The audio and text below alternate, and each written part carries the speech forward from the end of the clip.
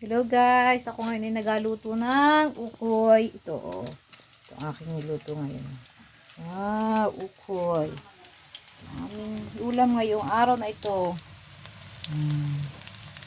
Diba? Delicious. Ito oh.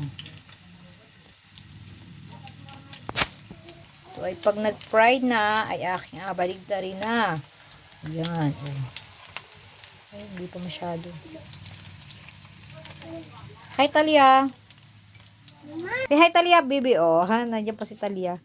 Na yung plato, baka mahulog yung plato, anak. So, Asa yung mga laruan mo? Magtambol ka muna.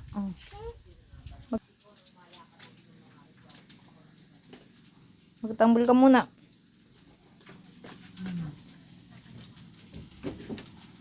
Bulaga. Wala. Bulaga. Guys, malapit nang maluto ang aking ukoy.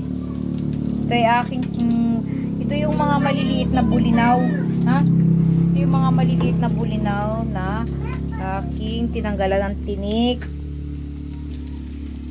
Wow, ang bango. Sarap ng ulam ni Talia. Baliktarin ko na. Yan.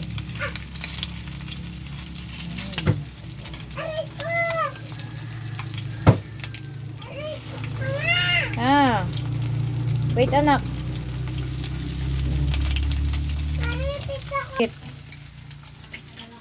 Hello guys.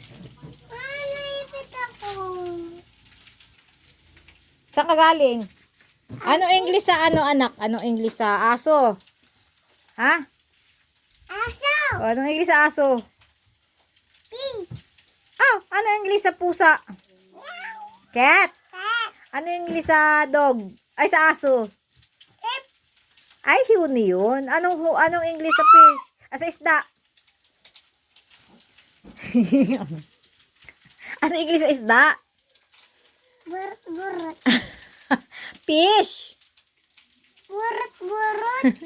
Fish! Burot-burot. Ganda-ganda ng baby ko. Anong English sa bulaklak? Flower. Flower. Flower yun eh. Anong color ng iyong damit? Ng iyong palda? Pink. Oh. Anong color ng slippers? Pink. Anong kulay ng sayo? White. Pink, pink. Luto ng aking isda yata. Ayan. Ang bango na ito. Habang ako'y nagaluto ay nalaro ko si Talia at hindi. Ayan. Meron ako ditong tissue para matanggal yung excess na mantika. Inatawag ni Talia yung kanyang mga kaklase. Ito na guys, ito ay isa.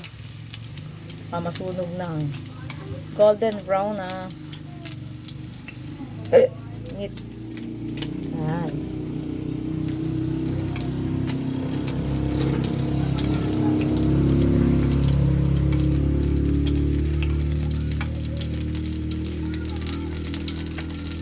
Ay! Ay!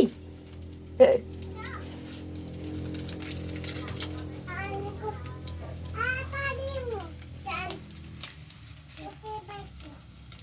Sunod sa bawal. Nakuha ka!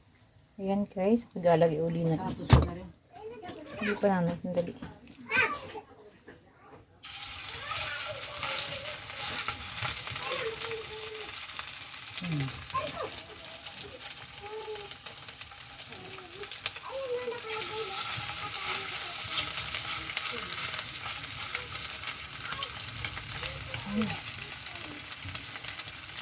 Para mamaya may akainin dito. Nathan.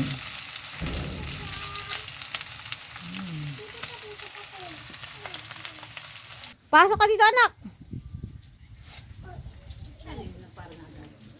Ha? Dito pa, tara dito. Dito ka rito. Sobrang crunchy guys.